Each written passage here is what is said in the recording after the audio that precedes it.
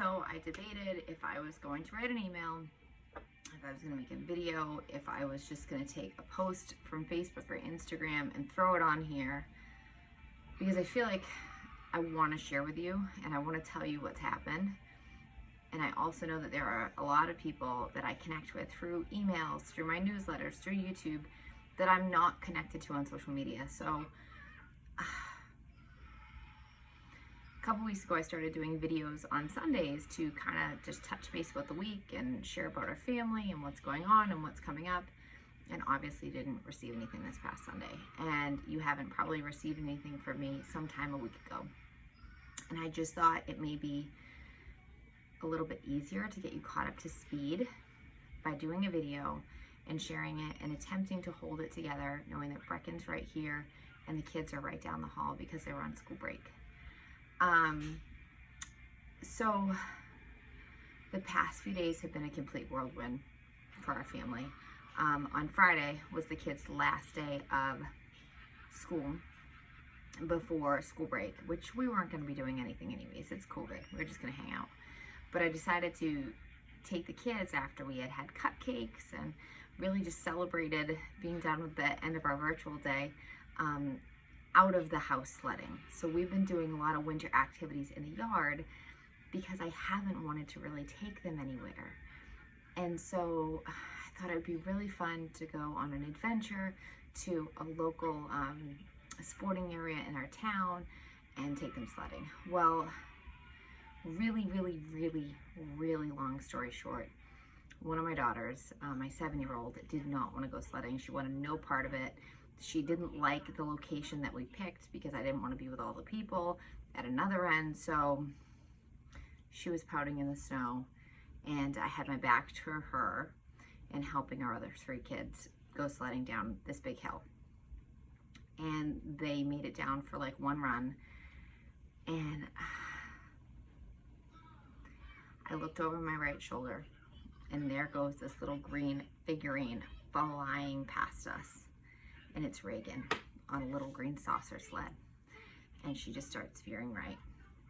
And my heart stops, and we are screaming because she is heading full speed ahead right towards a huge oak tree.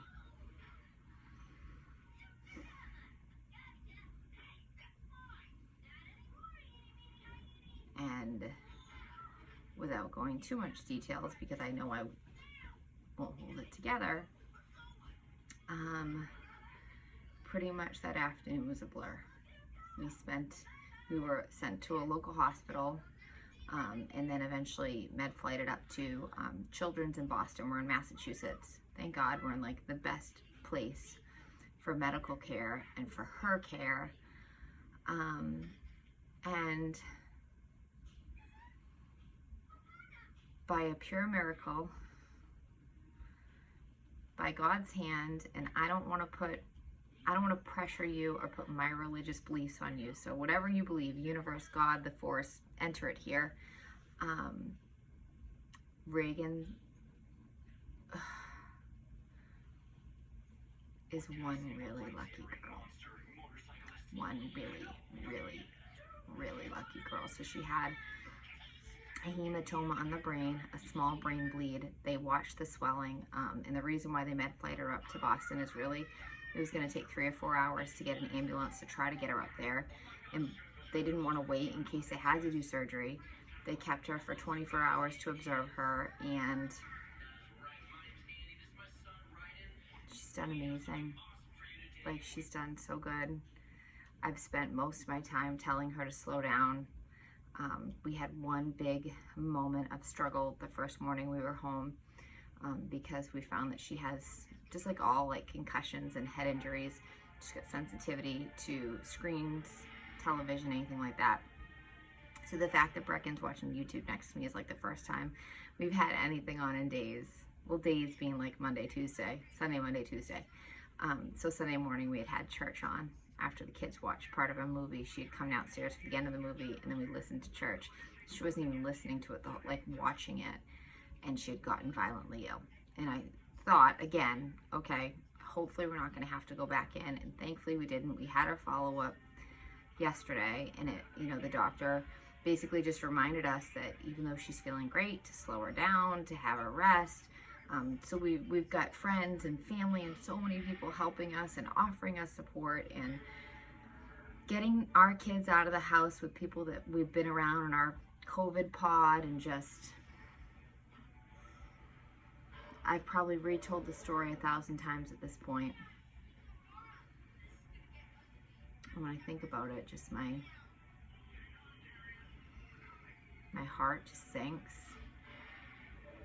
because what could have been, but instead of focusing on what could have been or what could have resulted, I just keep focusing on how grateful I am that she's okay, and that as a family we're home, we're together.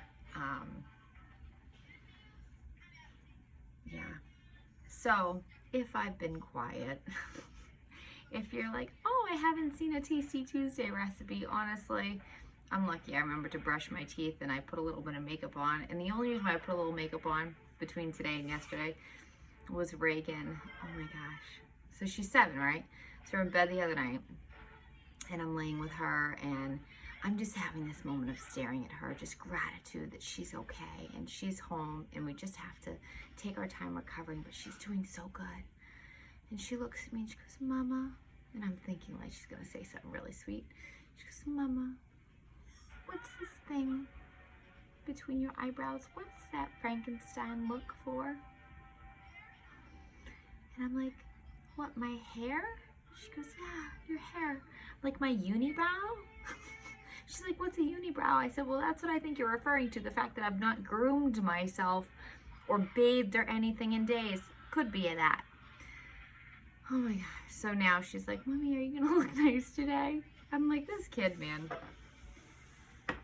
She's one funny, special little girl. Yeah. So anyways, this video is like totally random and just different thoughts, and I'm just trying to keep my brain half distracted so the emotions don't start pouring in like they have been. Because I do find there's moments that I break down and I let myself break down, but not many, because I'm not home. I'm not alone. I'm pretty much like with someone always, and usually it's Reagan. And like so many parents and moms, I'm trying to just be strong for her. It's hard. But that's what we do as parents, right? And that's what we do as moms. We push through the hard, and we're strong for others. And then, you know, what I found is just finding a way to release that energy, those feelings in a healthy way. So for me, you know, I started working out again, doing quick 18, 20-minute workouts. All right, I'll be right there. I gotta run. But yeah, I'll keep you guys up to date. All right, gotta run.